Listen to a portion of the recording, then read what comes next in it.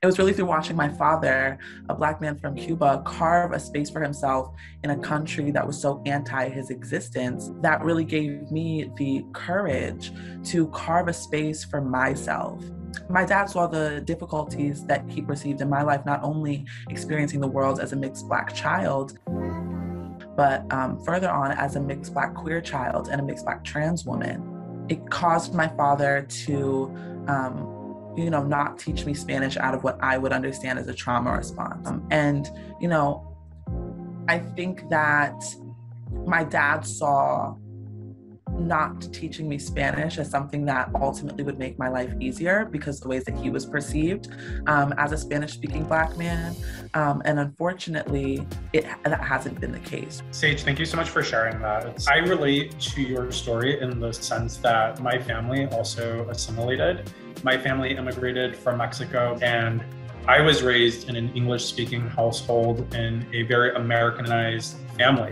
My tias would tell me these horrible stories about getting jumped every week and all of the violence that they had to endure as immigrants, as Mexicans, as women, as non-English speaking people in this country.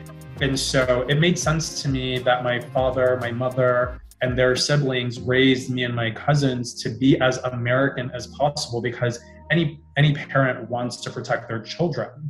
So I relate to that context of, they made this decision to protect me, but it actually created a different kind of trauma for me because there's an inherent disconnect between me and my bloodline. And so, not being able to connect, not being able to understand the stories, not being able to receive the tradition, and really having to take responsibility as an adult to learn these things on my own. My story is a little bit different. Came here when I was 10. For me, assimilation was kind of weird because I was trying to relate myself to the white kids in the neighborhoods and how can I communicate with them properly and, have their lifestyle.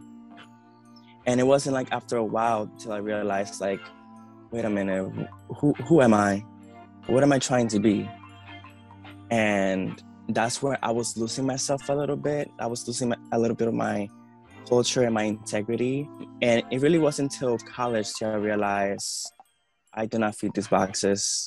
And I actually tried to put an effort in researching Dominican history, Dominican queer and Black history, and how do I fit in there, because I felt a disconnection with my community. It was just a challenge of navigating through assimilation, but not losing my integrity within the culture. I think that although we may share a language, right, there is no doubt that there is racism, sexism, transphobia, in our community. And just because we share a language does not necessarily mean that those barriers then are broken. I think something that's been really hard, right, is when I transitioned, Spanish is such a gendered language. And so beyond using certain pronouns for me, when speaking about me, everything down to literally the way that sentences were conjugated and the grammatical makeup of language had to change. But at first it was definitely difficult, really hard. And for some people, they didn't change the pronouns that they used for me. Some people, they didn't use the name that they referred to me with for a while. But that was with my family and people who knew me as a child and people who ultimately were part of another generation. And that has not been the case for my peers. That has not been the case for a lot of the younger folks who may be Spanish speaking that I transitioned around. I think my cousins, they've had no problem grasping this. And I think that what we're seeing with the rise of Gen Z is the change of norms. And we are the most culturally diverse generation. And we are changing the language, quite literally, colloquial language, community language. We are changing language across the world in order to encompass and include more and more. And we have understood as a generation that our fight against assimilation, that our fight for liberation, that our fight for freedom is incomplete until all of us are able to enjoy those freedoms. Although sometimes we cannot communicate with our words, we can always communicate with our visuals. We can always tell a story visually. And sometimes telling the story of being loved, being celebrated, being seen, being heard is what is able to actually shift the culture.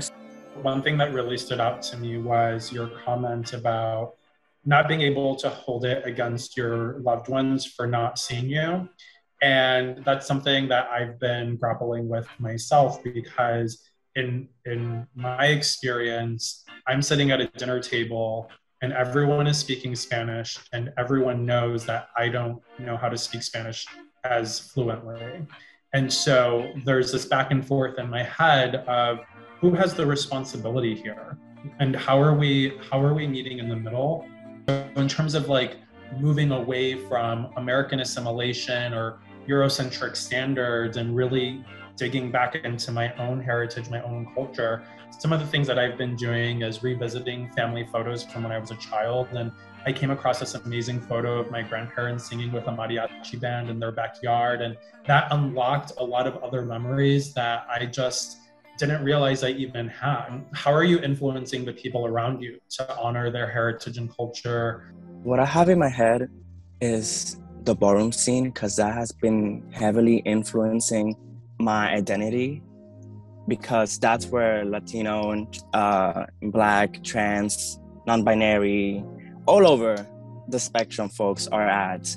And that has been like a big influence on like, how can I find myself? Like for me, it's always been stuck in the back of my head of like, okay, like I'm this queer person, but also like, do I feel Dominican? Like, what can I do with this? I used to think to myself, can I be a Cuban woman if I'm a trans woman, if I'm a queer woman, if I don't speak Spanish?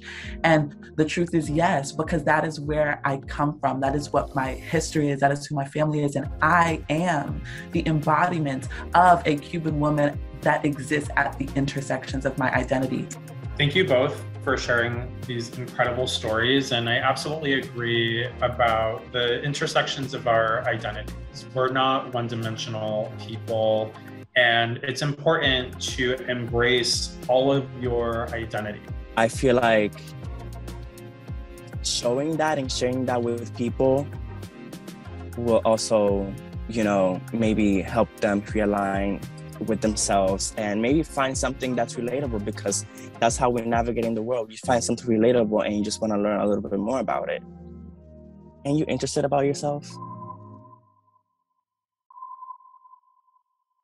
Thanks for watching Radar 2021. Please like, subscribe, and comment down below and let us know what issues are important to you. Because let's be honest, there are a lot of issues to choose from. So many.